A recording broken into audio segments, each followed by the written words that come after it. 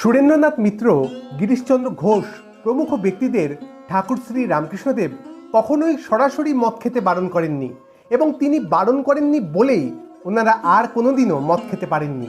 আসলে ঠাকুরের শিক্ষা দেওয়ার পদ্ধতিটাই ছিল সব থেকে আলাদা। আর আজকে ঠাকুরের এই অভিনব পদ্ধতিতে শিক্ষা দেওয়ার একটি ঘটনাই তুলে ধরবো এই আলোচনায়। তো সুরেন্দ্রনাথ মিত্র মহাশয় যখন প্রথম দিকে ঠাকুরের কাছে এলেন, তখন তিনি ঠাকুরকে বললেন, আমি কিন্তু মদ খাই, নেশায় ডুবে থাকি। ভাবলেন বুঝি ঠাকুর এই কথা শুনে বকবেন। আসলে আমরা জানি সুরেন্দ্রবাবু ঠাকুরের কাছে আসার আগে একটা উশৃঙ্খল জীবনযাপন করতেন, সবসময় মদে ডুবে থাকতেন, মানে কোনো ঠিক থাকতো না জীবনের।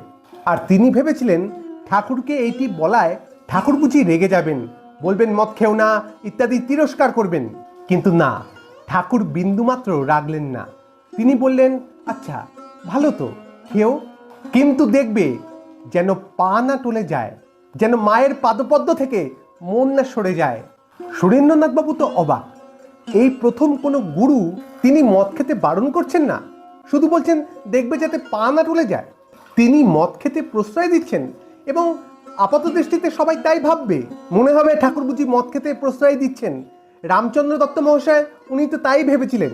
উনি বলেছিলেন, ঠাকুর আপনি ওর মদ খাওয়া বন্ধ করে দিন। তখন ঠাকুর বলেছিলেন, তোমার কি তাতে, ও মদ খায়।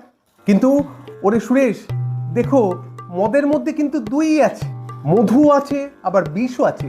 তুমি তো মধুটার জন্য খাও, তাই না? কিন্তু বিষটা কি তুমি নিতে পারবে, নিতে চাও?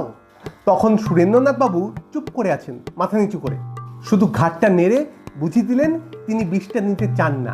তখন ঠাকুর বলে উঠলেন, তা বেশ বেশ, বিষটা যখন নিতেই চাও না, তখন একটা কাজ করবে, যখনই মদ খাবে তার মধ্যের সুধাটুকু তুমি নেবে আর বিষটুকু মাকে নিবেদন করে দেবে। বলবে, মা বিষটুকু তুমি নিয়ে নাও, আমাকে শুধু সুধাটুকু দাও। তাহলে মদ খেয়ে তুমি শুধু আনন্দই পাবে, তার জ্বালাটা সহ্য করতে হবে না। তো সুরেন্দ্রনাথ বাবু তো এটি শুনে আনন্দে আত্মহারা। তিনি বললেন, বাবা এইটা বেশ, যাক বাবা, ঝামেলা মিটে গেল। ও আমি বৃষ্টির সব মাকে নিবেদন করে দেবো, তারপর নিজের মতন করে খাবো, তাহলে আমার আর কোনো দায়ী থাকবে না। এই বলে এবার থেকে যখনই সুরেন্দ্রনাথ বাবু মদ খেতেন, ভবতারিণী মাকে নিবেদন করে তারপর খেতেন। বলতেন, মা বিষটা নিয়ে নাও, আমাকে সুধা দাও, বলে আনন্দের সাথে খেয়ে নিতেন, আর কোনো গিল্টি ফিল হতো না। কিন্তু এরম করে দিন যায়, একদিন দুদিন এক সপ্তাহ, আর মদ খাওয়ার গিল্টি ফিল তো ওনার হচ্ছে না।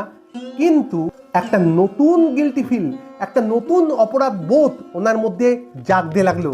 উনি ভাবতে লাগলেন, আমি রোজ বিষটা মাকে নিবেদন করে দিই, আমি সন্তান হয়ে মাকে বিষ দিই, আমি তো বেঁচে যাচ্ছি, কিন্তু বিষ নিজের হাতে সন্তান হয়ে মাকে কি করে দেব?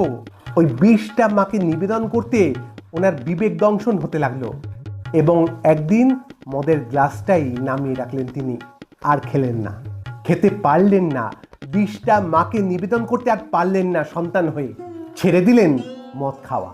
এইভাবে ঠাকুর ওনার মদ খাওয়া ছাড়িয়েছিলেন। তিনি বারণ করেননি, বলেননি খাবে না ওসব খেলে এখানে আসবে না, এরকম তিরস্কার করেননি। আর যদি তিরস্কার করতেন তাহলে কিন্তু সুরেন্দ্রনাথ বাবু পাল্টাতেন না, তিনি বরং ঠাকুরের কাছে আসাই বন্ধ করে দিতেন।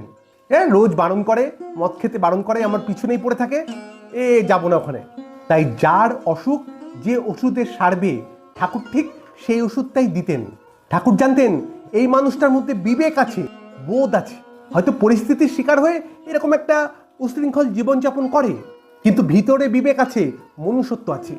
এর বিবেকটাকেই, মনুষ্যত্বটাকেই জাগিয়ে তুলতে হবে, তবেই আপনা আপনি ছেড়ে দেবে সে, তার পিছনে পড়ে থাকতে হবে না। এবং যখন ভিতর থেকে উপলব্ধি আসে, নিজের ভিতরের অন্তর্চেতনা জেগে যায়, তখন যেতে একটা হয় সেটা আর ফিরে আসে না, কারণ মানুষটাই পাল্টে যায় ভিতর থেকে। আজ এই পর্যন্তই, আবার দেখা হবে অন্য কোনো আলোচনায়। ভালো থাকবেন, সুস্থ থাকবেন। ধন্যবাদ। জয় ঠাকুর।